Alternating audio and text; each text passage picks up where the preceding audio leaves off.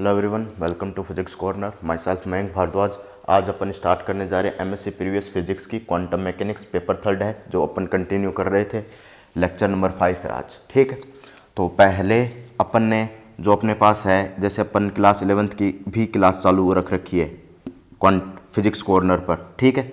और जिसमें IIT जी और नीट के स्टूडेंट इंक्लूडेड हैं, और IIT जैम की भी क्लास अपने पास चालू कर रखी है, जेस्ट और TFR, ठीक है। और एक MSc प्रीवियस की। इन तीनों की एक दिन छोड़कर एक दिन वीडियो आती रहेंगी, ठीक है। जैसे अपन ने एक दिन पहले बनाई थी वीडियो क्लास 11th की, तो अब MSc प्रीवियस की वीडियो आएगी, फिर IIT जैम की आएगी, ठीक है। ऐसे एक दिन छोड़कर एक दिन आपके पास वीडियो अवेलेबल होती रहेंगी, ठीक है। तो देखिएगा, आज हम स्टार्ट करते हैं MSc प्रीवियस फिजिक्स की क्वांटम मैकेनिक्स की क्लास। पेपर 3 है और आज लेक्चर नंबर 5 है, ठीक है। लेक्चर नंबर 4 में अपन ने क्या पढ़ा था? लेक्चर नंबर 4 में देखिएगा क्या पढ़ा था। कुछ होमवर्क दिया था लेक्चर नंबर 4 में, लास्ट में कुछ होमवर्क में अप्रोक्सीमेट 8 क्वेश्चन दिए थे। जिन्होंने कर लिए वो टेलीग्राम ग्रुप है अपना, टेलीग्राम ग्रुप है अपना फिजिक्स कॉर्नर का, वहाँ पर सेंड कर दें, ठीक है। नीचे डिस्क्रिप्शन में लिंक है,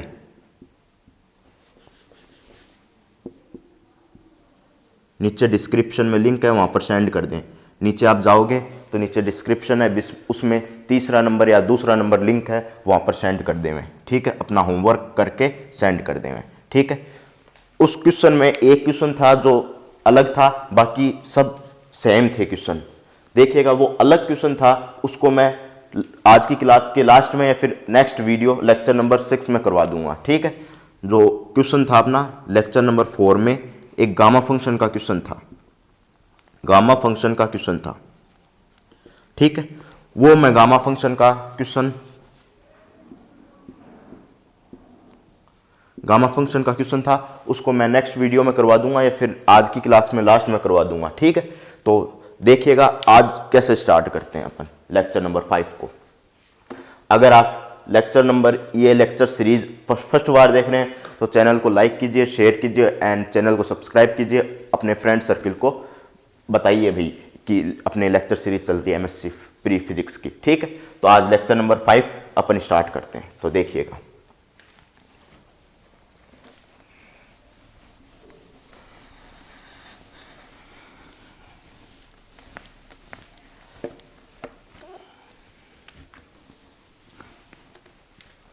तो देखिए, अपन ने वहाँ पर लेक्चर 4 में डिराक डेल्टा नोटेशन पढ़ रहे थे, डिराक डेल्टा नोटेशन पढ़ रहे थे लेक्चर नंबर किसमें?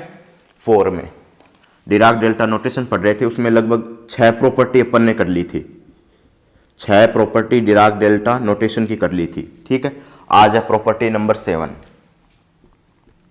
ठीक है, प्रॉपर्टी नंबर 7। तो देखिएगा प्रॉपर्टी नंबर 7 में मैं कैसे इसको इंक्लूड करता हूँ। इसको प्रॉपर्टी नंबर 7 है, इसको मैं कैसे इंक्लूड करता हूँ, इसको मैं वेक्टर अलजेब्रा के साथ कनेक्ट करके देखता हूँ। देखिएगा, इसको मैं वेक्टर अलजेब्रा के साथ कनेक्ट करके देखता हूँ। वेक्टर अलजेब्रा में क्या होता है?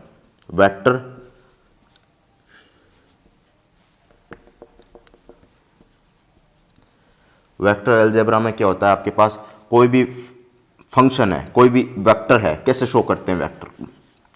कोई भी फंक्शन है उसको कैसे शो करते हैं? X cap, Y cap, Z cap. ये आपके पास किसी भी वेक्टर को शो करते हैं वेक्टर अलजेब्रा में, ठीक है। अगर इसका डायग्राम वाइज बात की जाए, इसकी डायग्राम वाइज बात की जाए तो आप ऐसे डायग्राम बनाते हो। इसका एक्स एक्सिस, ये वाई एक्सिस, इसका इंक्रीमेंट डायरेक्शन में यूनिट वेक्टर वाई कैप, इसके इंक्रीमेंट डायरेक्शन में यूनिट वेक्टर एक्स कैप, और ये आपके पास जेड, और इसके इंक्रीमेंट डायरेक्शन में यूनिट वेक्टर जेड कैप, ठीक है।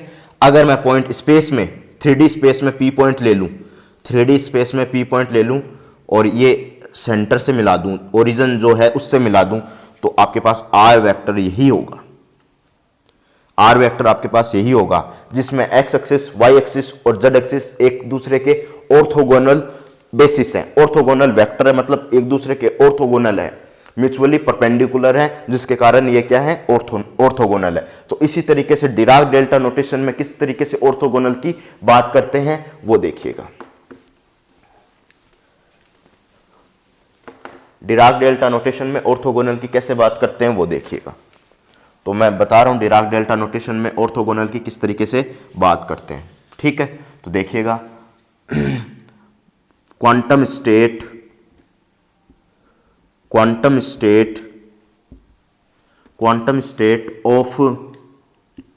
Of a system particle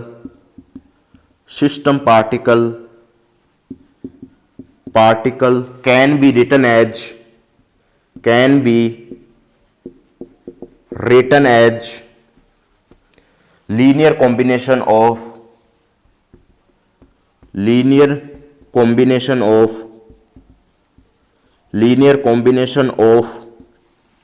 linear combination of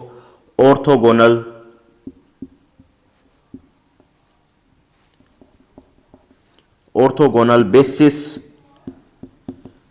vector, ठीक है। Quantum state of a system particle can be written as linear combination of orthogonal basis vector, ठीक है। आपको क्वांटम स्टेट है, किस तरीके से रिप्रेजेंट करोगे आप कोई भी सिस्टम की, वो किस तरीके से रिप्रेजेंट करोगे, लीनियर कॉम्बिनेशन लोगे ऑर्थोगोनल बेसिस वेक्टर का, ऑफ ऑर्थोगोनल बेसिस वेक्टर का क्या लोगे, लीनियर कॉम्बिनेशन लोगे, ठीक है। कैसे लोगे वो देखोगे। कोई भी क्वांटम स्टेट को शो करने का क्या नजरिया रहता है अपना, कि वो आप कैसे शो करो, कैट वेक्टर में शो करो। कैट वेक्टर में शो करो तो अपने आप ही वो किस में शो हो जाएगी, क्वांटम स्टेट में, या क्वांटम स्टेट या वेव फंक्शन में शो हो जाएगी। क्वांटम स्टेट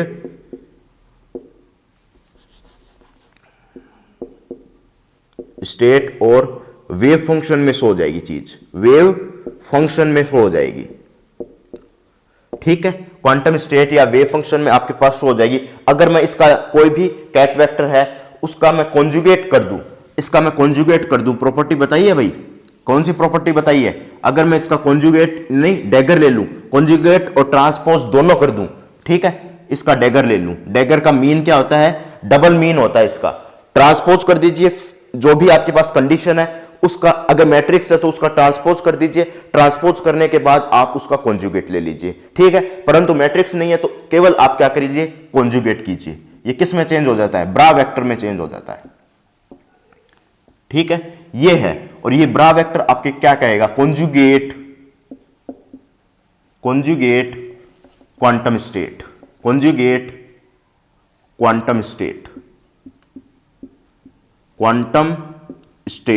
ये आपके पास क्या होगा, कॉन्जुगेट क्वांटम स्टेट होगी। ये आपके पास क्या होगी, कॉन्जुगेट क्वांटम स्टेट होगी। तो लीनियर कॉम्बिनेशन में कैसे रखूं मैं इसे, तो लीनियर कॉम्बिनेशन बनाऊंगा तो C1 φ1 plus C2 φ2 plus C3 φ3 C4 φ4 C4 φ4, इस तरीके से कॉन्जुगेट, इसका जो लीनियर कॉम्बिनेशन है कुछ इस तरीके से बनाऊंगा मैं, ठीक है। n तक ले जाऊंगा इस लीनियर कॉम्बिनेशन को,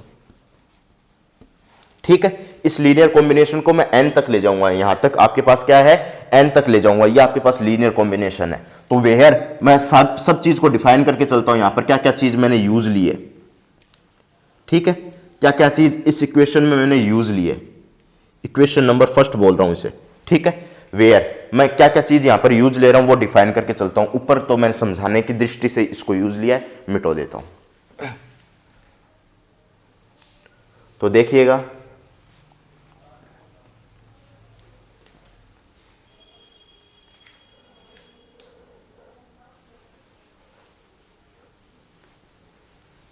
एक मिनट रुकना भाई, एक मिनट रुकना, एक मिनट।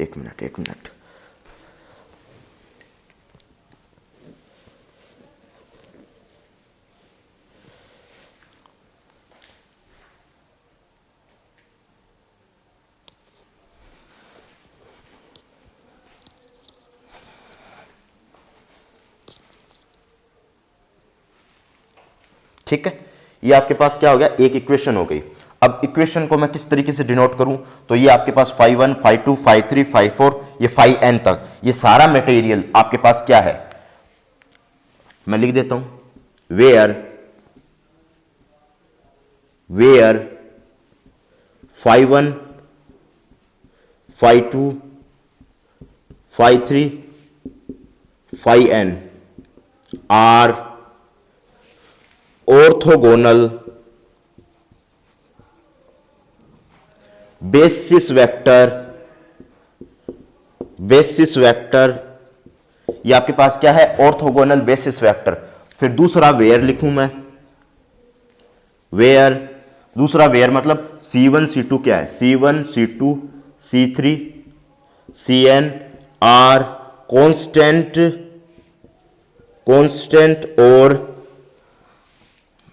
कांस्टेंट और बेसिस। ठीक है, अब कांस्टेंट और बेसिस इसको समझना आप कैसे, मैं समझाना चाह रहा हूं। ये लीनियर कॉम्बिनेशन में मैं क्यों लिखा हूं सबको, एक वेव फंक्शन को शो करने के लिए 3D में मैं लीनियर कॉम्बिनेशन क्यों लिखा हूं वो देखिएगा। कोई पी पॉइंट पे मैं डिफाइन कर रहा हूं, कोई पी पॉइंट पर मैं वेव फंक्शन डिफाइन कर रहा हूं 3D में साइन आर वेक्टर टी। ठीक है, ये डिफाइन कर दिया मैंने कि आपके पास 3D पर ये पॉइंट है, इसकी जो वेव फंक्शन है इससे जिसे मैं डिनोट कर रहा हूं, सारी चीजों को मैं बता रहा हूं, वो आपके पास क्या है, फाई आर टी। ठीक है, ये है आपके पास क्या है, फाई आर टी। ये सारी आपको चीजें बताता है कि linear combination phi R T ये बताता है कि वेव कैसी होगी, उसकी प्रॉपर्टी बताएगी। वेव की सारी प्रॉपर्टी को डिनोट करने के लिए वेव फंक्शन यूज लिया जाता है। 3D में ऐसे हो गया। आर का मतलब जिसमें तीनों डायरेक्शंस होंगी, एक्स वाई और जेड, तीनों डायरेक्शंस इंक्लूड होंगी और टाइम टी पर वेरी करेगा, टाइम टी पर डिपेंड करेगा। ये वेव फंक्शन किस पे डिपेंड करेगा, टाइम टी पर डिपेंड करेगा। ठीक है, ये बात हुई। परंतु इसका लीनियर कॉम्बिनेशन का क्या मतलब हुआ, मान लीजिए इसके अलावा पी पॉइंट के अलावा यहां भी कोई वेव फंक्शन डिफाइन है फाई 1 एक्स, क्योंकि ये एक्स एक्सिस है, ये वाई एक्सिस है, ये जेड एक्सिस है। ये फाई 2 एक्स दूसरा वेव फंक्शन डिफाइन है यहां पर, फाई 3 जेड ये वेव फंक्शन डिफाइन है यहां पर, फाई 4 वाई ये फंक्शन डिफाइन है। अगर मैं इन सब का लीनियर कॉम्बिनेशन लूं, इसका क्या लूं मैं, सबका लीनियर कॉम्बिनेशन लूं, पी पॉइंट पे मुझे लीनियर कॉम्बिनेशन बताना है, क्या होगा इसका क्वांटम स्टेट है, उसको लीनियर कॉम्बिनेशन में लूं तो इस तरीके से डिफाइन करूंगा। ठीक है, कुछ इस तरीके से मैं डिफाइन करूंगा। ठीक है, अब आगे देखिएगा। अब मैं क्या करना चाह रहा हूं कि मैं कुछ इसमें लीनियर कॉम्बिनेशन ले लिया, परंतु मुझे अब स्केलर प्रोडक्ट की याद आ गई कि स्केलर प्रोडक्ट भी तो हो सकता है। इसके साथ मैं स्केलर प्रोडक्ट करवा दूं, इसके साथ किसी का स्केलर प्रोडक्ट करवा दूं, इसके साथ स्केलर प्रोडक्ट करवा दूं, इसके साथ स्केलर प्रोडक्ट करवा दूं। ये तो आपके पास क्या है, केट वेक्टर। ये आपके पास क्या है, केट वेक्टर। ये आपके पास केट वेक्टर है तो स्केलर प्रोडक्ट करवा दूं। ये सारे केट फॉर्मेट में, केट वेक्टर के फॉर्मेट है, ये सारी इक्वेशन केट वेक्टर के फॉर्मेट में। ये ले लीजिए, ये भी केट में, ये भी केट में, ये भी केट में, ये भी केट में, ये भी केट में, सारी फॉर्मेट आपका केट वेक्टर में। तो मैं इसके अगेंस्ट स्केलर प्रोडक्ट करवाना चाहूंगा तो मैं ब्रा वेक्टर का लाऊंगा, ब्रा वेक्टर को लाऊंगा। तो देखिएगा, वी कैन मत लगाइए, taking scalar product, taking scalar product of phi 1 ले रहा हूं, स्केलर प्रोडक्ट इसका करवा रहा हूं। देखिएगा नाउ कैसे करवाता हूं वो देखिएगा, स्केलर प्रोडक्ट करवा रहा हूं तो कैसे करवाता हूं वो देखिएगा। इसके साथ भी करवाऊंगा स्केलर प्रोडक्ट, पहले LHS साइड में भी स्केलर प्रोडक्ट करवाऊंगा, ये करवा दिया भाई। अब इसके साथ में करवाऊंगा C1 कांस्टेंट है, ये बाहर, बाकी का स्केलर प्रोडक्ट।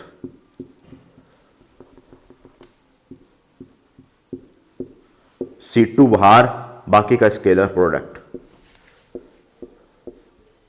C3 बाहर, बाकी का स्केलर प्रोडक्ट। फाई 1 से करवा रहा हूं मैं स्केलर प्रोडक्ट, तो फाई 1 इस तरफ होगा, LHS साइड की तरफ होगा। ठीक है, C4 बाहर, बाकी का स्केलर प्रोडक्ट। फिर ऐसे करते करते Cn बाहर, फाई 1 और फाई n का स्केलर प्रोडक्ट। ठीक है, नोट कीजिए इतना।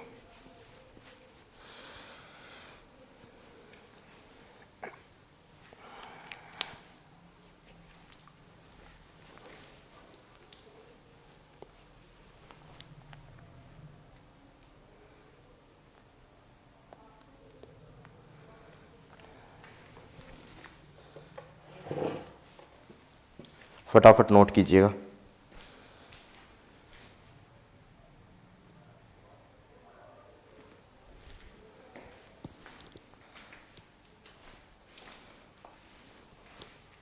नोट कीजिएगा फटाफट, फिर आगे चलते हैं।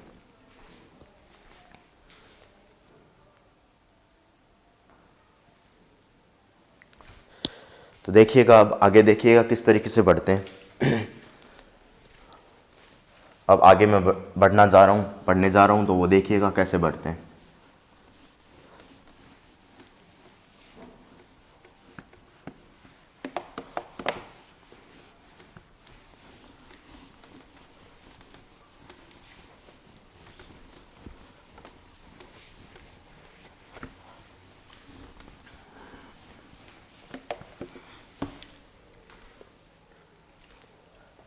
ठीक है, अब देखिएगा आगे। तो ये अपने स्केलर प्रोडक्ट ले लिया। अब थोड़ा सा मैं इस तरफ लिख देता हूँ। ठीक है, ये अपन ने स्केलर प्रोडक्ट ले लिया, इसका स्केलर प्रोडक्ट ले लिया। अब देखिएगा, अब मैं प्रॉपर्टी लगाता हूँ। नाउ यूजिंग प्रॉपर्टी, पहले लिखिए now using property. Now using property, कौन सी प्रॉपर्टी यूज ले रहा हूँ? अब मैं इसका 2 डिवाइड कर देता हूँ समझने के लिए, क्यों लिखेंगे तो दिक्कत आएगी। कंप्लीट बोर्ड अपने पास हो जाएगा, n तक संख्या चल रही है तो कंप्लीट बोर्ड का यूज इस तरीके से करते हैं। 2 पार्ट कर देता हूँ मैं इसका। तो कौन सी प्रॉपर्टी का यूज ले रहे हैं अपन? Psi i j phi j kronecker delta i j, kronecker delta i j, kronecker delta i j. तो क्रॉनिकल डेल्टा की वैल्यू अगर 1 हुई जब i इक्वल टू जे हुआ, ठीक है। फिर क्रॉनिकल डेल्टा की वैल्यू 0 हुई तो i not equal to J हुआ, i not equal to J हुआ। ये ऑर्थोगोनल कंडीशन, ये आपके पास ऑर्थोगोनल कंडीशन, ऑर्थोगोनल कंडीशन, ठीक है। ये आपके पास ऑर्थोगोनल कंडीशन, ये कंडीशन आपके पास नॉर्मलाइज्ड कंडीशन, ये condition normalised condition, normalised condition, ये आपके पास नॉर्मलाइज्ड कंडीशन, ये ऑर्थोगोनल कंडीशन, ठीक है। अब दोनों कंडीशन आपके पास आ गई है, ये ऑर्थोगोनल कंडीशन, ये नॉर्मलाइज्ड कंडीशन। अब मैं क्या करूं कि आपके पास यहां पर i और j की वैल्यू देखूं। i j की वैल्यू बराबर है, देखिएगा यहां बराबर है, बाकी i j की वैल्यू बराबर नहीं है, यहां पर भी नहीं है, यहां पर भी नहीं है, यहां पर भी नहीं है, बाकी n पदों तक ये i j की वैल्यू बराबर नहीं है। तो बाकी सब में ऑर्थोगोनल कंडीशन लगेगी, फर्स्ट टर्म में आपके पास नॉर्मलाइज्ड कंडीशन लगेगी। यहां वैल्यू 1 हो जाएगी और बाकी की जगह वैल्यू 0 हो जाएगी। देखिएगा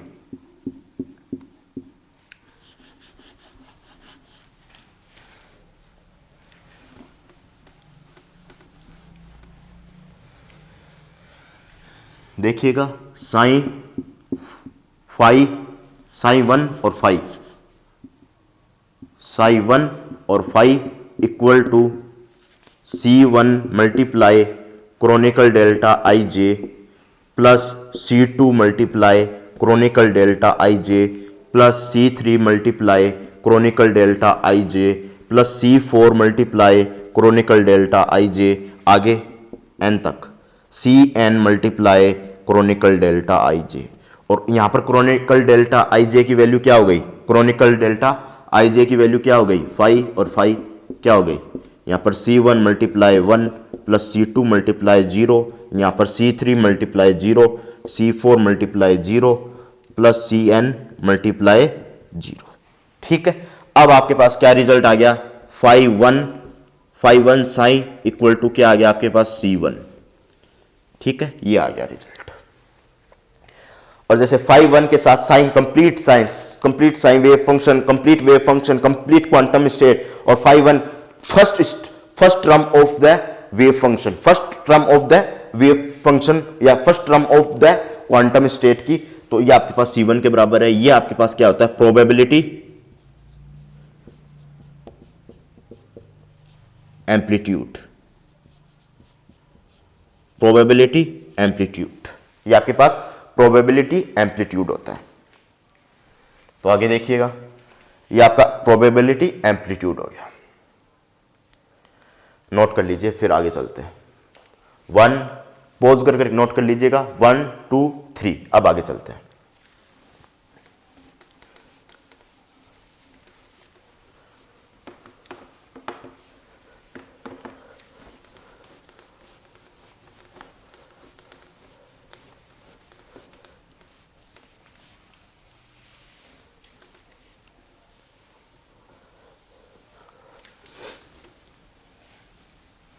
ये आपके पास प्रोबेबिलिटी एम्पलीट्यूड आ चुका है। अब आपके पास ये क्या आ चुका है, प्रोबेबिलिटी एम्पलीट्यूड आ चुका है।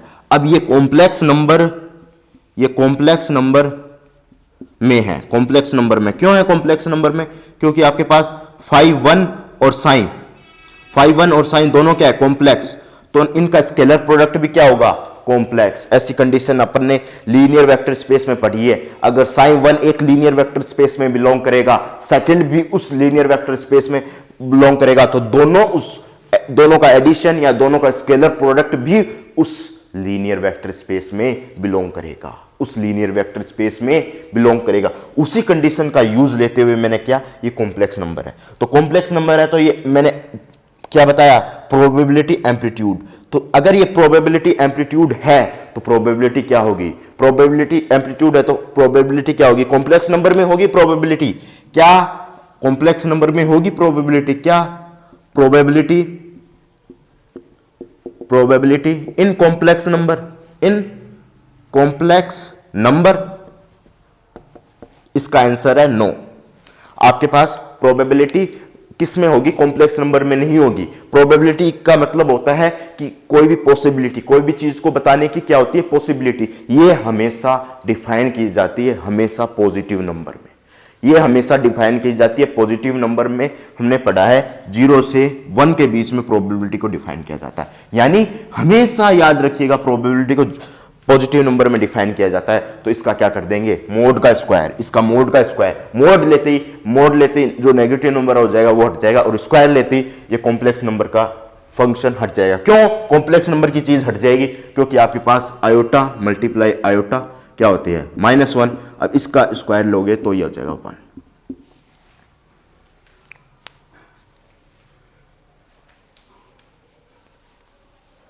ठीक है, उसी तरीके से आपके पास क्या होगा, कोई भी कॉम्प्लेक्स नंबर होगा तो जैसे मानिए आयोटा का स्क्वायर करना है, ठीक है, मैंने स्क्वायर कर दिया तो ये आ गया -1। अब इसका मोड ले लिया तो ये 1 हो गया, ठीक है, तो 1 हो गया, तो मोड लगा दीजिए और स्क्वायर कर दीजिए, तो आप प्रोबेबिलिटी को डिफाइन कर सकते हो। ठीक है, तो देखिएगा प्रोबेबिलिटी को डिफाइन करते हैं।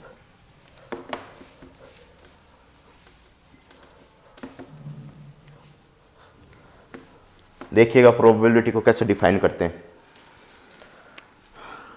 Now probability written as, now probability can be written as, probability can be written as, now probability can be written as, तो ये आपके पास 5 1 साइन का मोड का स्क्वायर, ये हो जाएगी probability of one state, probability of one state. ठीक है, probability of one state. Now similarly क्या होगा,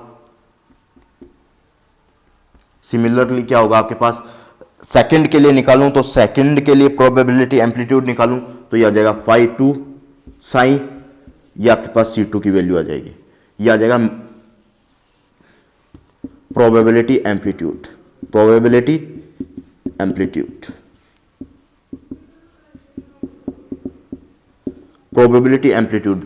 अब जैसे सिमिलरली मैंने बोला प्रोबेबिलिटी एम्पलीट्यूड होगा तो मैं इसका स्क्वायर कर दूं, 5 2 साइन का मोड का स्क्वायर कर दूं तो ये आपके पास C2 का स्क्वायर, ये आपके पास C1 का स्क्वायर, तो ये प्रोबेबिलिटी एम्पलीट्यूड, ये होगी प्रोबेबिलिटी।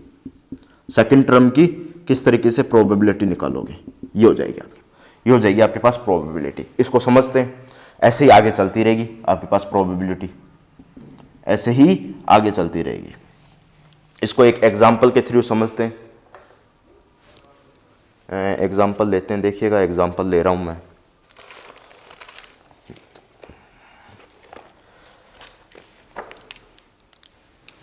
ये आपके पास कपड़ा है, कपड़ा या डस्टर जिसे मैं मिटाता हूँ, साफ करता हूँ।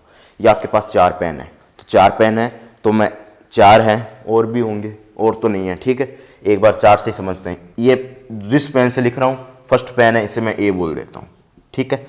अब मैं सेकंड पेन से लिख रहा हूँ, इसको मैं बी बोल देता हूँ। सेकंड से लिख रहा हूँ, इसे बी बोल देता हूँ, ठीक है। थर्ड है ये वाला पेन, थर्ड है ये वाला पेन, सी बोल देता हूं। 4 है ये वाला पेन, इसे डी बोल देता हूं। 4 है ये वाला पेन, इसे मैं डी बोल देता हूं, ठीक है। देखिएगा चारों पेन को मैंने बोल दिया, इसको ए नाम दे दिया। ये आपके सबके क्या है, ये आपके पास नाम है, नेम है, ये आपके पास सबके क्या है, नेम है, नेम दे दिए मैंने सबके। अब मैं इस पे कपड़ा, इसको मैंने, इसकी जो पोजीशन है, इसका जो फैशन है, पोजीशन है या फिर फैशन बोलते हो, इसका मैं डिफरेंट कर दूं, ऐसे करके मैं पीछे ले जाकर डिफरेंट कर दिया। मान लिया मैंने इसका डिफरेंट कर दिया और पीछे ही मैंने कपड़ा लगा दिया, ठीक है। अब आपके कैमरे की तरफ देखिएगा, दोबारा से करता हूं।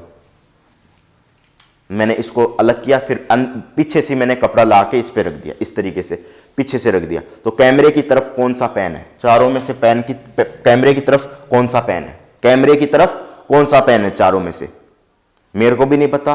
और आप स्क्रीन में देख पा रहे हो कि कैमरे की तरफ चारों में से कौन सा पेन है, वो भी नहीं पता कि कौन सा पेन है चारों में से। तो आप क्या करोगे, इस चीज को कैसे समझोगे?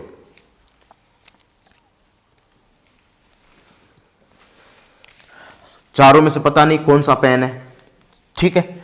आपकी तरफ जो भी पेन है उसकी प्रोबेबिलिटी पता है मुझे, पॉजिटिव प्रोबेबिलिटी होगी, कितनी होगी 1/4, क्योंकि मैंने 4 लिए हैं, 4 में से कोई भी हो सकता है। कोई भी पेन आपकी स्क्रीन की तरफ ऐसे मैंने रखा था, इस तरीके से, ये मान लीजिए कपड़ा रखा है मैंने, और आपकी तरफ कोई भी पेन हो सकता है। ये वाला पेन जो आपकी तरफ है, आपकी स्क्रीन की तरफ है, वो कोई भी हो सकता है, ठीक है।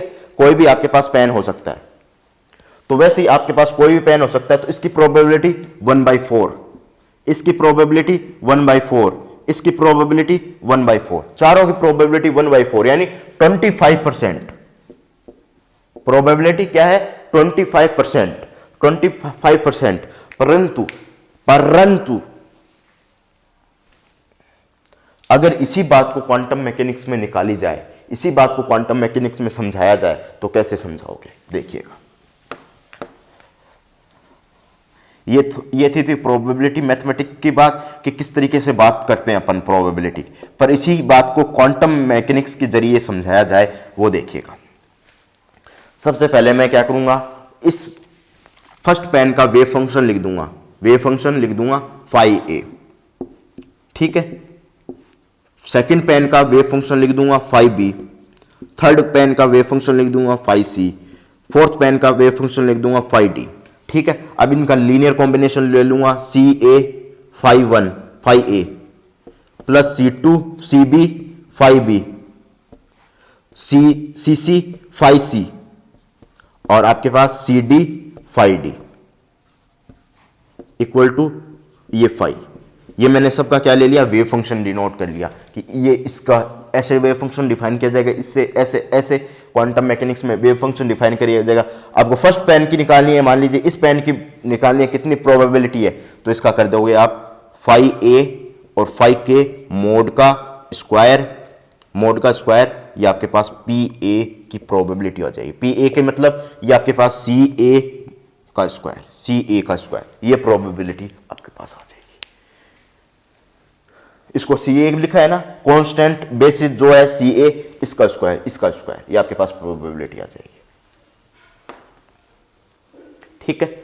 नेक्स्ट अगर मैं समझाना चाहूं आपको, एक श्रोडिंगर कैट एक्सपेरिमेंट है, श्रोडिंगर कैट एक्सपेरिमेंट, वो देखिएगा। श्रोडिंगर कैट एक्सपेरिमेंट क्या कहता है कि आपके पास ये कोई बॉक्स है, श्रोडिंगर कैट एक्सपेरिमेंट है, फेमस एक्सपेरिमेंट है। उन्होंने एक रचना की थी, एक बताया था कि कैसे बताया जाता है श्रोडिंगर कैट एक्सपेरिमेंट को। ये ऊपर से बॉक्स बंद है, ये कंप्लीटली क्या है, आपके पास बॉक्स बंद है, यहाँ पर कैट है, यहाँ पर साइनाइड रखा है, ठीक है। तो कैट के डेड और लाइव होने की क्या प्रोबेबिलिटी होगी, लाइव होने की क्या प्रोबेबिलिटी होगी, कैट डेड है या लाइव है। तो अगर साइनाइड खा लिया होगा कैट ने, अगर साइनाइड खा लिया हुआ कैट ने तो वो डाइड होगी, ठीक है, और ये नहीं खाया होगा तो लाइव होगी, यही प्रोबेबिलिटी होगी। अगर वेव फंक्शन में शो की जाए तो कैट डाइड की प्रोबेबिलिटी प्लस कैट लाइव की प्रोबेबिलिटी, मतलब लीनियर कॉम्बिनेशन में शो कर रहा हूं, ठीक है, ये हो जाएगी। अब जैसे ये हो गई तो अब प्रोबेबिलिटी कैसे निकालोगे, फाई डी फाई मोड का स्क्वायर इस तरीके से निकाल लोगे, या सी डी का square equal to P D, ये आपके पास प्रोबेबिलिटी हो जाएगी डाइड की। ऐसे ही हम लाइव की जी रही है बिल्ली, उसकी प्रोबेबिलिटी भी ऐसे निकाल लेंगे, ठीक है। इस तरीके से हम श्रोडिंगर कैट एक्सपेरिमेंट करते हैं, इस तरीके से क्या करते हैं, श्रोडिंगर कैट एक्सपेरिमेंट। तो उसी में ही बताया गया है कि वेव फंक्शन प्रोबेबिलिटी क्या होगी, प्रोबेबिलिटी को डिफाइन करने का क्या तरीका होगा, क्या नजरिया होगा, ठीक है। अब देखिएगा नेक्स्ट अपन आगे चलते हैं, ये प्रोबेबिलिटी को अपन ने डिफाइन कर दिया, अब आगे चलते हैं। तो देखिएगा आगे कैसे बढ़ते हैं, नोट कीजिए पहले इतना, आगे देखिएगा।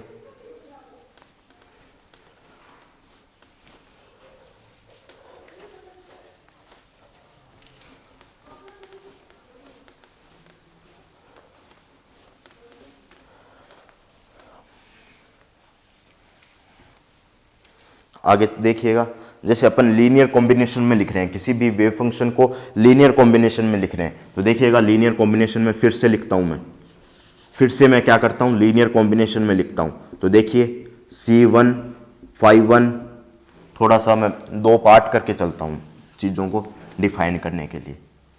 ये देखिएगा दो पार्ट कर देता हूं। पहले आपके पास मैं कॉम्बिनेशन लिख रहा हूं φ1 C1 sin1 plus C2 sin2 plus C3 sin3 plus Cn sin n, ठीक है। इस तरीके से मैं डिफाइन कर रहा हूं कोई भी वेव फंक्शन को। देखिएगा वेव फंक्शन को मैंने इस तरीके से डिफाइन कर दिया। अगर मैं इसकी सीरीज बनाऊं तो सीरीज कैसे बनेगी वो देखिएगा। ये आपके पास बनेगी, ये ले लीजिए i समेशन i से n तक, और ये आपके पास ci और ये आपके पास फाई i, ये आपके पास सीरीज हो गई इसकी, ठीक है। ये आपके पास क्या हो गई, इसकी सीरीज हो गई। नोट कीजिए इस सीरीज को, फिर आगे चलते हैं।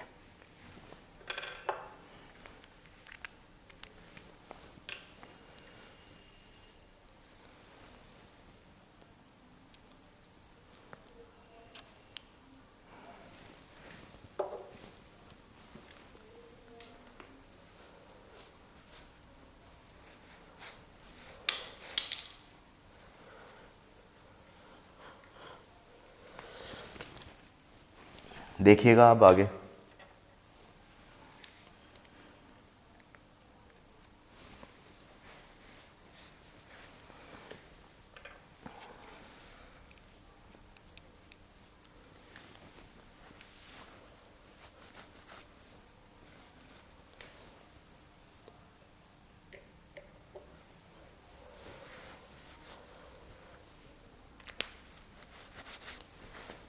ठीक है।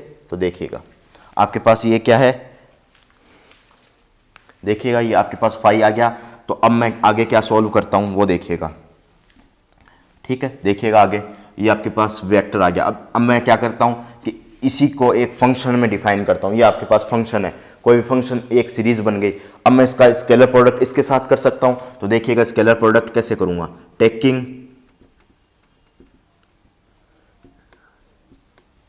Scalar product, taking scalar product of किसके साथ करूंगा, साइन के साथ करूंगा। ये आपके पास बड़ा वेक्टर है, इसके साथ करूंगा।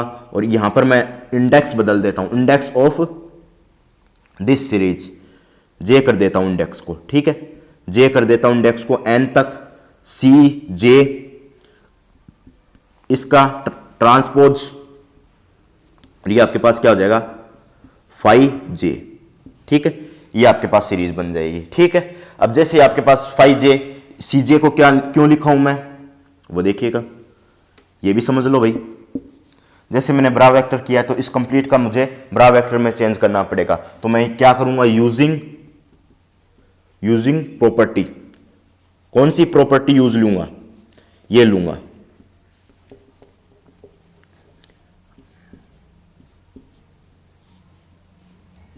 इसका डैगर ले लूंगा तो ये ब्रा में चेंज हो जाएगा, ठीक है। ये प्रॉपर्टी में क्या ले लूंगा, यूज ले लूंगा। This type of property here be used, यहां पर प्रॉपर्टी ये यूज ले लूंगा, तो ये क्या हो जाएगा, कॉन्जुगेट हो जाएगा। ये कोई मैट्रिक्स है नहीं, कांस्टेंट है, तो कॉन्जुगेट हो जाएगा, ये ब्रा में चेंज हो जाएगा, ये ब्रा में चेंज हो जाएगा, ठीक है। तो ये इस तरीके से ये प्रॉपर्टी मैं यूज ले लूंगा। जैसे मैंने तीसरी चौथी प्रॉपर्टी है, प्रॉपर्टी नंबर 3 है शायद, ये चेक कीजिएगा लेक्चर नंबर 4 में 3 नंबर प्रॉपर्टी है। तो आगे देखिएगा कैसे सोल्व करता हूं इसे। तो आपके पास क्या है, ये वेक्टर है और इसका स्केलर प्रोडक्ट है। अब इसको मल्टीप्लाई करवा दीजिए, तो साइन मल्टीप्लाई साइन, ठीक है, इसकी वैल्यू 1 है क्योंकि आपके पास नॉर्मलाइज कंडीशन यूज ले रहे हो, using normalise condition, using normalise condition, normalised condition. आप क्या यूज ले रहे हो, नॉर्मलाइज्ड कंडीशन को यूज ले रहे हो, नॉर्मलाइज्ड कंडीशन को यूज ले रहे हो। अब मैं करवा देता हूं, देखिएगा साइन और साइन का स्केलर प्रोडक्ट क्या हो जाएगा आपके पास। सबसे पहले साइन है, ब्रा वेक्टर है, तो ये ले लीजिए जे से एन तक, फिर आगे आपके पास क्या है, सी जे का कॉन्जुगेट, और ये आपके पास 5j का ब्रा वेक्टर, और फिर इससे मल्टीप्लाई करवा दीजिए डॉट प्रोडक्ट। कैसे, ये आपके पास समेसन n i से i बराबर 1 सी आई, और ये आपके पास 5i इसका कैट वेक्टर, ठीक है, इसका कैट वेक्टर मल्टीप्लाई करवा दी। अब देखिएगा आगे क्या करता हूं, 5 और 5 को मैं लिखता हूं, और ये आपके पास दोनों समेसन को साथ लिख देता हूं, n i बराबर 1 से j j j j j j j j sorry j, ठीक है। नेक्स्ट है n बराबर i बराबर 1 से n तक, j बराबर 1 से n तक, इस तरीके से मैं डिनोट कर देता हूं। अब जैसे j बराबर 1 से n तक जा रहा हूं, j बराबर 1 से n तक, i बराबर 1 से j तक, तो अब मैं क्या कर रहा हूं, इसको सी आई और सी जे का मैं कॉन्जुगेट ले रहा हूं, सी आई और सी जे का कॉन्जुगेट ले रहा हूं। अब जैसे कॉन्जुगेट ले लिया, अब इसको लिख दीजिए 5, सबसे पहले क्या है अपने पास 5j, इसका स्केलर प्रोडक्ट इसके साथ हो रहा है, तो ये आपके पास ये हो जाएगा, ठीक है, इसके साथ स्केलर प्रोडक्ट हो रहा है, ये कंडीशन बन जाएगी। अब मैं इसको, अब ij है तो मैं क्या कर रहा हूं, ये आपके पास क्या बनेगा, डेल्टा ij। तो देखिएगा 5 और 5 क्या बनेगा आपके पास, समेसन n j बराबर 1, और ये आपके पास n i बराबर 1 समेसन, और ये आपके पास क्या हो जाएगा c मोड का स्क्वायर, c मोड का स्क्वायर i। क्यों, क्योंकि आपके पास क्या होता है, मैं आगे बता दूंगा। और इसको क्या लिख रहा हूं, क्रोनिकल डेल्टा ij। तो क्रोनिकल डेल्टा ij से डिनोट कर रहा हूं 5i और 5j को, मोड का स्क्वायर, ये स्केलर प्रोडक्ट है, और ci और cj दोनों का कॉन्जुगेट, ये सेम है क्योंकि 1 से n तक जा रहा है, ये भी 1 से n तक जा रहा है, तो c मोड का स्क्वायर, फिर आपके पास यहां पर i लगाओगे, क्योंकि ये सीरीज तो आगे बढ़ रही है, जब आप इस पे i लगा दोगे, ठीक है। इसको एक बार ऐसा ही पढ़ा रहने दीजिए, इसमें ci cj का मोड का स्क्वायर, फिर नेक्स्ट प्रॉपर्टी इसमें यूज करेंगे ये, ठीक है, नोट कीजिएगा।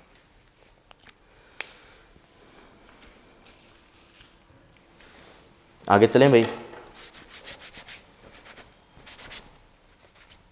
देखिएगा, अब मैं मिटा दूं इसको,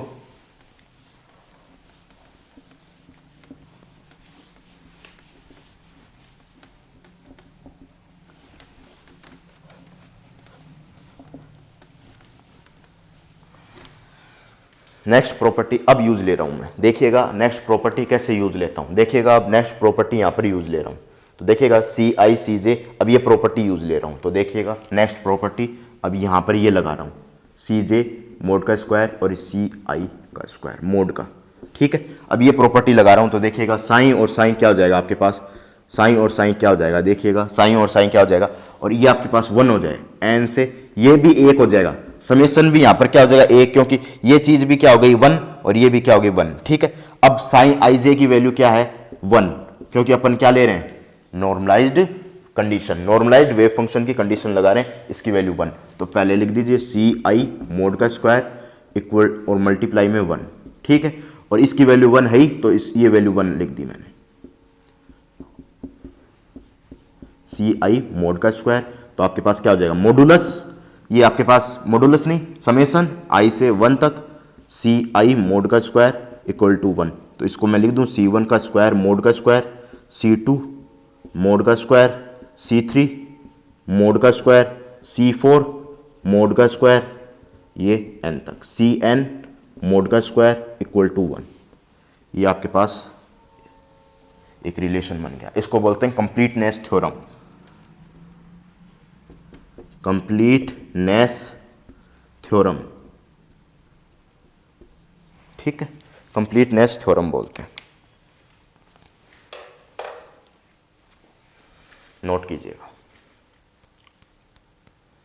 ये वैल्यू 1 है, नॉर्मलाइज्ड वेव फंक्शन है, इसलिए मैंने इसकी वैल्यू क्या ले ली साई आई जे की वैल्यू 1। ठीक है, आगे चलते हैं, नोट कर लीजिए फटाफट।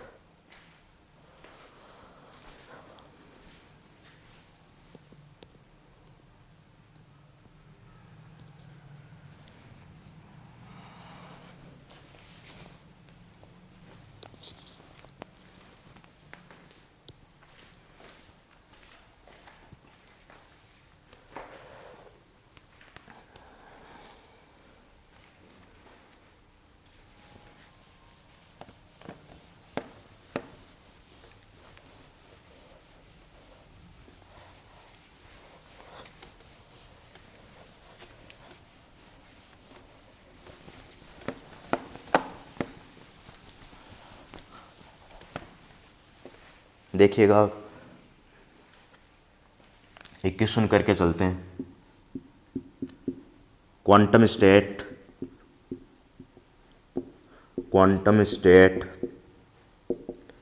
डिफाइंस एज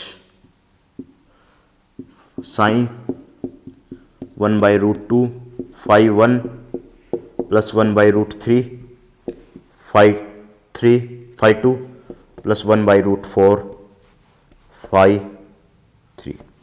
ठीक है, नॉर्मलाइज या नॉट, नॉर्मलाइज्ड और नॉट, बताइएगा।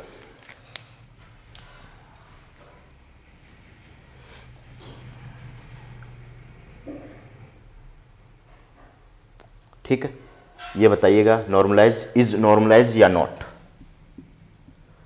ठीक है,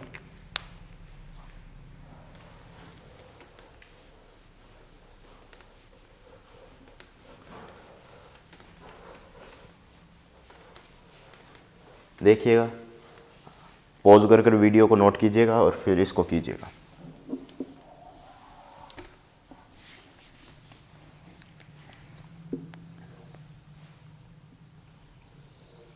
तो देखिएगा, मैं इसको डिफाइन करता हूं, आंसर सॉल्यूशन इस तरफ करता हूं, सॉल्यूशन देखिएगा। सबसे पहले वेव फंक्शन लिख लीजिएगा, ये आपके पास वेव फंक्शन है 1/√2 φ1 प्लस 1/√3 φ2 1/√4 φ3। ठीक है, कंपेयर विथ, एग्जाम में लिखना है वैसे बता रहा हूं मैं, एग्जाम में कैसे काम करोगे वैसे बता रहा हूं मैं। ठीक है, करने तो मैं 2 मिनट में कर दूं इसे नॉर्मलाइज्ड है या नहीं, देखने से पता चल रहा है मुझे नॉर्मलाइज्ड है नहीं, परंतु एग्जाम में कैसे करना है, किस मेथड को यूज लेके करना है, क्योंकि रिटन एग्जाम होगा, थ्योरी का एग्जाम होगा, तो कैसे रिटन करके करना है वो देखोगे। कंपेयर विथ, किससे कंपेयर करोगे, sin1 C1 φ1 plus C2 φ2 plus C3 φ3। तीन ही है तो तीन ही यूज ले लो, तीन ही आपके पास इसके स्टेट के कितनी है, तीन ही स्टेट है आपके पास, तो तीन ही क्वांटिटी यूज ले लो। ठीक है, तो जैसे उसके बाद में C1 की वैल्यू क्या आ गई 1/√2, C2 की वैल्यू क्या आ गई 1/√3, C3 की वैल्यू क्या आ गई आपके पास 1/√4। ठीक है, ये आपके पास आ गई C1 की, C2 की, C3 की वैल्यू आ गई। अब मैं using completeness theorem, completeness theorem, using completeness theorem, देखिएगा C1 मोड का स्क्वायर मैं आगे कर देता हूं। कंप्लीटनेस थ्योरम क्या कहती है, C1 मोड का स्क्वायर प्लस C2 मोड का स्क्वायर प्लस C3 मोड का स्क्वायर इक्वल टू 1। ठीक है, तो देखिएगा C1 मोड का स्क्वायर क्या आ गया 1/√2 का स्क्वायर प्लस 1/√3 का स्क्वायर प्लस 1/√4 का स्क्वायर, यह आ जाएगा 1। अगर ये 1 के बराबर है तो नॉर्मलाइज्ड है, 1 के बराबर नहीं है तो नॉर्मलाइज्ड नहीं है। देखिएगा अब हैरान मत हो, ये मैं जो तरीका बता रहा हूं एग्जाम में करने का, जो आपको एग्जाम में करोगे वही तरीका मैं यहां पर बता रहा हूं। ठीक है, तो देखिएगा अब क्या करोगे, यहां पर 1/2 सोल्व कर दीजिए इसे, 1/3 1/4 इक्वल टू 1। पहले इन दोनों को सोल्व कर दीजिए, एलसीएम ले लीजिए 6 और ये आपके पास क्या हो जाएगा 3 + 2 + 1/4 इक्वल टू 1। तो ये आपके पास क्या आ जाएगा 5/6 1/4। ठीक है, अब 24 ले लीजिए एलसीएम, 24 और ये यहाँ ये 4 से मल्टीप्लाई होगा 20 और ये 6 से मल्टीप्लाई होगा 6 बराबर 1। तो 26/24 not equal to 1, normalised not, condition लगा दीजिए नॉर्मलाइज्ड नॉट। तो फिर कैसे कर सकते हैं नॉर्मलाइज्ड, देखिएगा now multiply with normalized constant A. अब नॉर्मलाइज्ड कांस्टेंट को मुझे लाना पड़ेगा, नॉर्मलाइज्ड कांस्टेंट को लाना पड़ेगा, उससे मल्टीप्लाई करवानी पड़ेगी। तो देखिएगा नोट कर लीजिए इतना, फिर अपन मिटाते हैं। ठीक है, नोट कर लिया हो तो फिर आगे चलते हैं। अब मुझे नॉर्मलाइज्ड कांस्टेंट को लाना पड़ेगा। देखिएगा नॉर्मलाइज्ड कांस्टेंट को कैसे लाता हूं मैं, तो now we can take normalized constant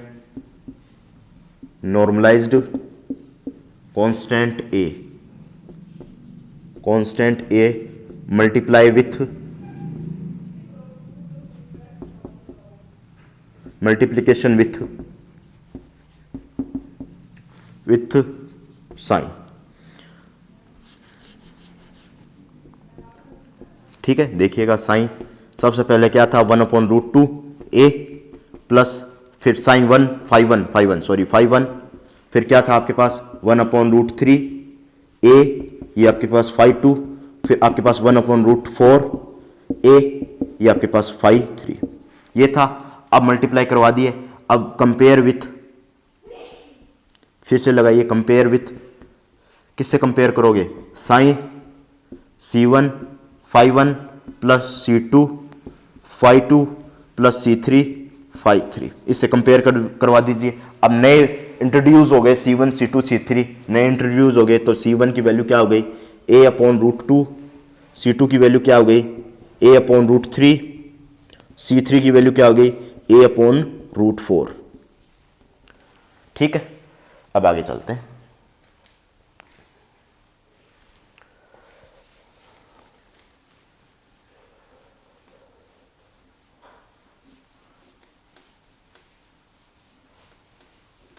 देखिएगा अब आगे किस तरीके से बढ़ते हैं।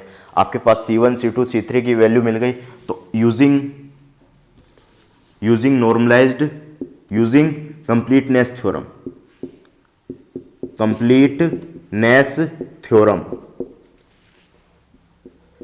कंप्लीटनेस थ्योरम आप क्या कर सकते हो, अब यूज कर सकते हो कंप्लीटनेस थ्योरम का। C1 का स्क्वायर प्लस C2 मोड का स्क्वायर प्लस C3 मोड का स्क्वायर इक्वल टू 1। ठीक है, अब जैसे कंप्लीटनेस थ्योरम यूज लोगे तो a अपॉन रूट 2 का स्क्वायर मोड का ले लीजिए, मोड लेने की जरूरत नहीं है, पॉजिटिव नंबर है।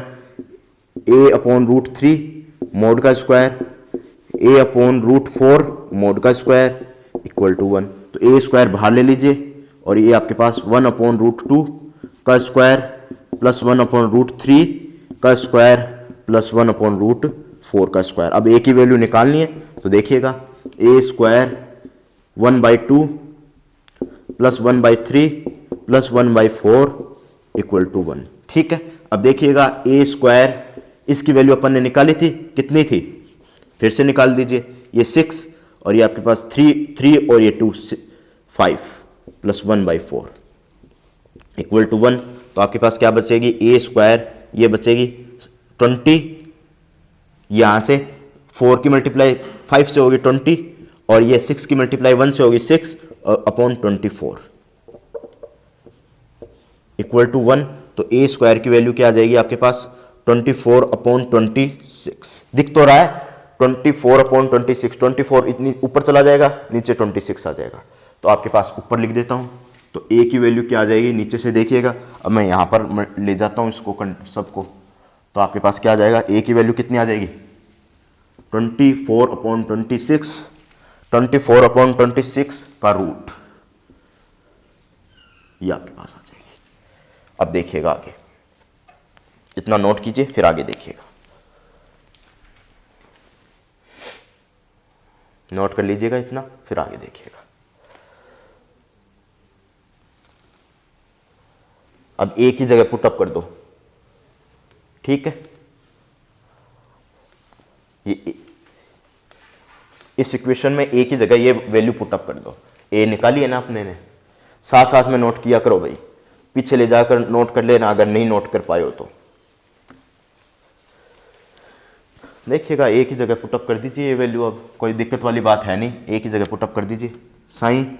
अब a की जगह मैं पुटअप कर रहा हूँ रूट 24 अपॉन 26 मल्टीप्लाई 2, क्योंकि ये भी रूट में ही है, ये भी रूट में ही है, तो 5 ठीक है। नेक्स्ट है आपके पास रूट 24 अपॉन 26 मल्टीप्लाई 3 5 ठीक है, प्लस रूट 24 अपॉन 26 मल्टीप्लाई 4 5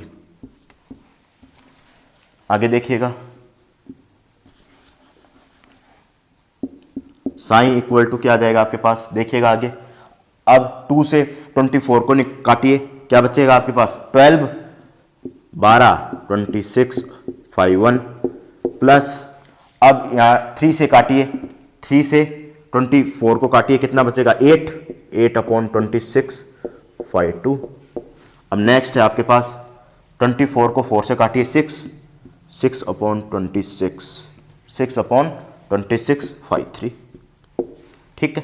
अब देखिएगा 5 की वैल्यू क्या आ गई आपके पास 12 अपॉन 26 5 रूट का, ये बच गया 8 अपॉन 26 5 रूट का, ये बच गया 6 अपॉन 26 5 रूट का। ठीक है, ये आपके पास वैल्यू आ गई। अब इसमें नॉर्मलाइज कंडीशन लगाइए, C1 नॉर्मलाइज मतलब कंप्लीटनेस थ्योरम, तो कंप्लीटनेस थ्योरम लगाइए C1 C2 और C3 मोड का स्क्वायर, तो लगा दीजिए। C1 क्या कितना आ जाएगा 12 अपॉन 26, नेक्स्ट है आपके पास 8 अपॉन 26, नेक्स्ट है आपके पास 6 अपॉन 26, तो ये 12 और 8 20 और 6 26, तो 26 अपॉन 26 यानी 1 LHS बराबर RHS। तो ये आपके पास नॉर्मलाइज्ड वेव फंक्शन हो गया। ये फंक्शन कौन सा हो गया, normalised wave function. Now this type of, ये अब क्या हो गया नॉर्मलाइज्ड वेव फंक्शन।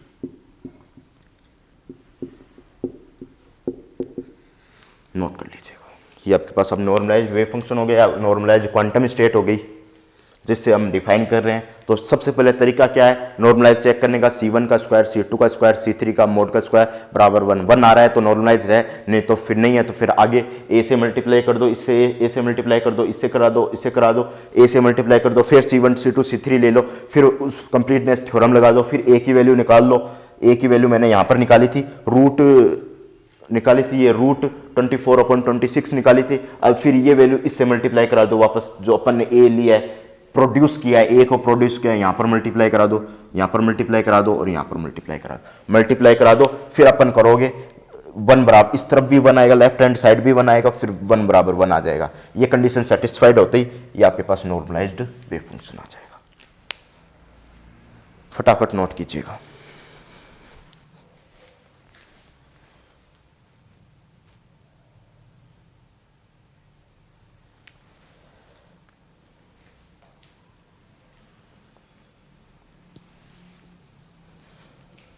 फिर नेक्स्ट चलते हैं, नेक्स्ट सवाल पे चलते हैं, नोट कर लीजिए फटाफट।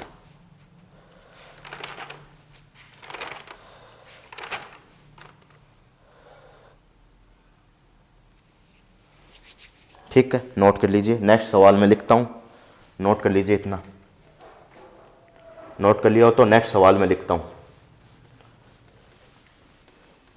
इजी सा है, वो लिख देता हूं मैं सवाल।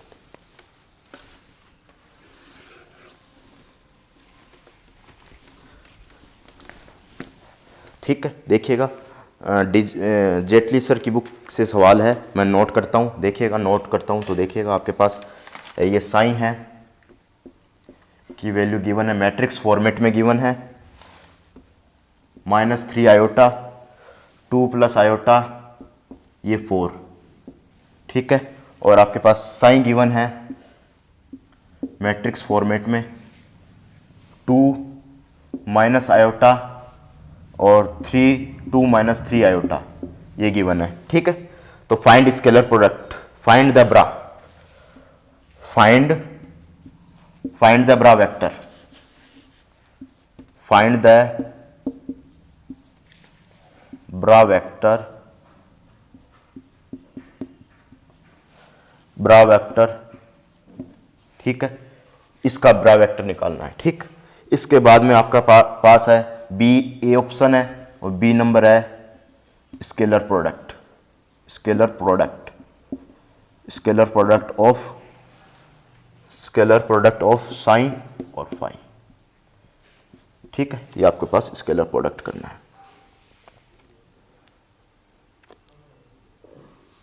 ठीक है। ये सवाल है और पेज नंबर है, पेज जेटली सर की बुक देखोगे तो पेज नंबर है 87, एग्जाम्पल नंबर है 2.3, जेटली सर की, राइटर है जेटली, ठीक है। तो देखिएगा, सॉल्यूशन करते हैं इसे। तो देखिएगा आपके पास फाइंड द ब्रा वेक्टर, इसका निकालना है, तो देखिएगा कैसे निकालोगे। तो इसका क्या ले लीजिए आप, कॉन्जुगेट ले लीजिए, डैगर ले लीजिए। डैगर का मतलब का ट्रांसपोज का कॉन्जुगेट, तो देखिएगा आपके पास किस में चेंज हो जाएगा,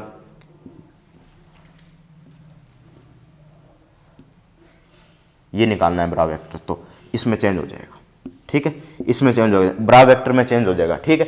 तो ये आपके पास कैट वेक्टर है, ये भी कैट वेक्टर है, तो देखिएगा, अब देखिएगा, तो सबसे पहले ट्रांसपोज लेता हूं, तो ट्रांसपोज, ये कॉलम है तो रो में चेंज कर दीजिए। आपके पास ये क्या है, कॉलम मैट्रिक्स है, टोटल क्या है, कॉलम मैट्रिक्स, रो में चेंज कर दीजिए, 2 - आयोटा 3 - आयोटा। अब इसका कॉन्जुगेट ले लीजिए, तो देखिएगा क्या बन जाएगा आपके पास, 2 आयोटा 2 + 3 आयोटा, ये आपके पास चेंज हो जाएगा। ये आपका फर्स्ट का आंसर हो गया। सेकंड का स्केलर प्रोडक्ट, तो स्केलर प्रोडक्ट किसके बीच में कराना है, ये तो आपके पास कैट वेक्टर में ऐसा का ऐसा है, इससे मल्टीप्लाई करा देना है, इससे मत करा देना क्योंकि ये कैट है, स्केलर प्रोडक्ट होगा ही नहीं। स्केलर प्रोडक्ट ब्रा वेक्टर और कैट वेक्टर में होगा, ये कैट वेक्टर है और ये आपके पास ब्रा वेक्टर, इन दोनों का स्केलर प्रोडक्ट होगा, इन दोनों का स्केलर प्रोडक्ट होगा। तो देखिएगा इन दोनों का मैं स्केलर प्रोडक्ट करवाता हूं, ठीक है। इसकी तो अब ज़रूरत नहीं है, तो यहीं करवा देता हूँ स्केलर प्रोडक्ट। देखिएगा आपके पास साइन और ये फाई की वैल्यू मैं दोबारा लिखता हूँ, या पहले साइन की लिख देता हूँ। आपके पास जो साइन की वैल्यू क्या है ये लिख दीजिए, 2 आयोटा 2 + 3 आयोटा, और इसकी वैल्यू मैं दोबारा लिख रहा हूँ। क्या है इसकी वैल्यू देखिएगा, -3 आयोटा मैं लिख देता हूँ, -3 आयोटा और आगे 2 + आयोटा 2 + आयोटा और 4। ठीक है, ये वैल्यू है। अब देखिएगा स्केलर प्रोडक्ट कैसे करते हो। मिटा दूं भैया, स्केलर प्रोडक्ट करना है अब।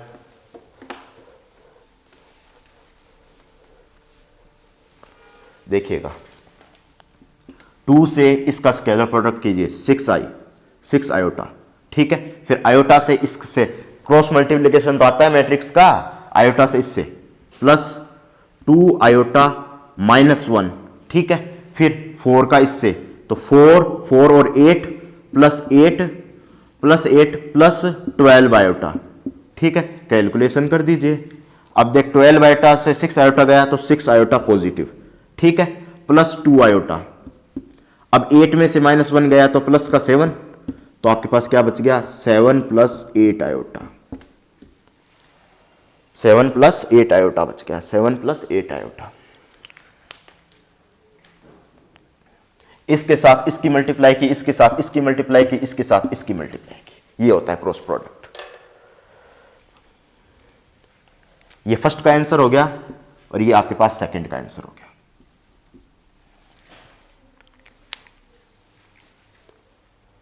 नोट कर लीजिए फटाफट।